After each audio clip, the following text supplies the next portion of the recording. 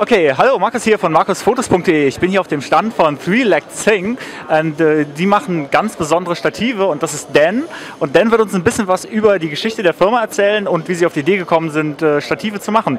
So the question is, how did you came to the idea to make tripods? I understand you all are photographers normally, and you don't do tripods normally.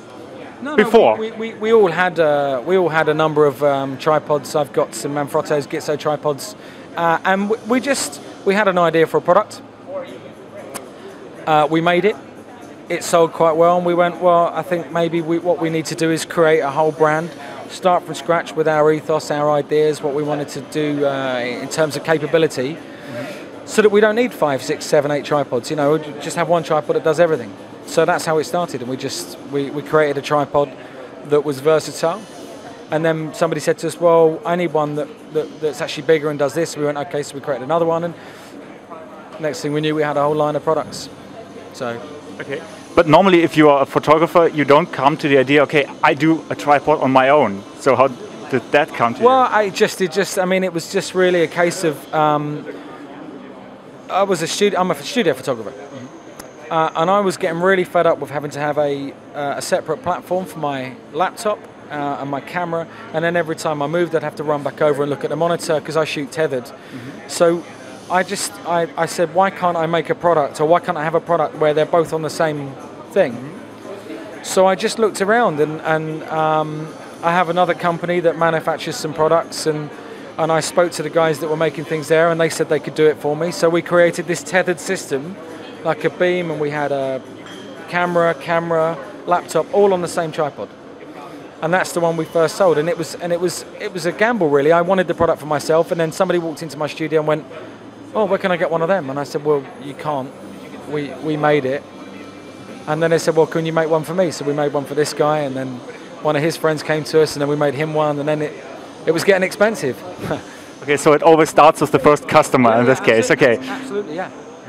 And can you tell us a little bit about your products? What is special about them? I've seen them, and maybe you can talk to the audience and tell them what is the main difference to other brands. These guys? Yes. We, as a brand, we wanted something different.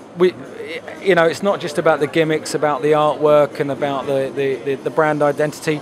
Whilst that's very strong and it's helped us get out there and people to recognise us as individuals, what was more important to us was the actual the quality of the products, the engineering that's involved in it, and some of the features. I'm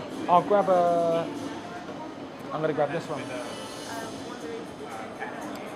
So we've worked really hard, again, to make the brand noticeable. But people think we've just gone and made the tripod blue for the sake of it being blue, but it's not. It's a natural Pantone, along with the bronze. It's really well disguised when we've got it in a rural environment. If you're out in the woods or you know, forest, something like that, it's actually very difficult to see our tripods, which is what we wanted. We wanted something that blended in naturally without having to cover it in camouflage. Still looks really good in an urban environment. It's very breakdance, very hip hop, that kind of feel to it, but with a reason behind the colouring.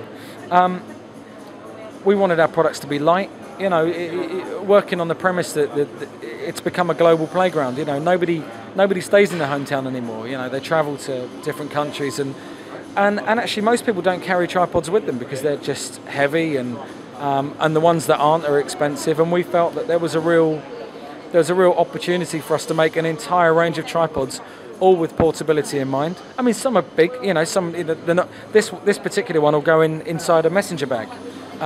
Most of our tripods, the smaller ones, will go into hand luggage, but if not, into a suitcase without being, you know, too imposing, and still have the range. Like, for example, our number one product, Brian, which somebody's looking at over there, runs from 5 inches to 7 foot, or 125 mil to 2 meters 4 centimeters in one product. Folds up to 420 mil. It will hold 12 kilos. The head will hold 35 kilos. Sorry, it holds 8 kilos, and the head will hold 35 kilos. You know, it's a hugely dynamic product. All of our tripods have a monopod built in. Not just the travel tripods, all of them. All the big ones, the one that you're borrowing at the moment to shoot this video on. We have a leg that screws off to make a monopod because we wanted it as a standard feature. We want people to get more for their money, you know. Very, very nice. And can you tell us a little bit about where can we get your product? Is it only available from you, or is there a distribution in Germany that you know of? We've been approached by a number of German retailers today, actually. We're not in Germany yet. We've sold a lot of products to Germany direct from our website in the UK. I mean, we can ship it out well, next day. You get it in within 48 hours. But we're talking to German distributors. We're talking to people in France, in Holland. So we're a young company. We only launched 20 months ago. We're on the third incarnation of our products now, and we're big in the States, we're big in Australia, and obviously in the UK, and we're trying to broaden and get out. We're a small company, there's only 5 of us, so at the minute it's kind of, so many people come and asking for our products, it's a bit, Your colleague told me you are working out of a chicken shed. We do, yeah, we work in a chicken shed. Yeah, that's why we've got chicken bits written all over, Yeah, we're tiny, we're in a chicken shed on a farm. In the middle of the North Bedfordshire countryside, so we're really difficult to find. Okay. And it gets very cold in the winter. I can imagine that. Okay, very nice. Thank you so far, and I guess I will take a look at the products and maybe tell to my audience in German what I think about them, if you like. Thank you very much for the interview. It's a pleasure. Thank you. Thank you.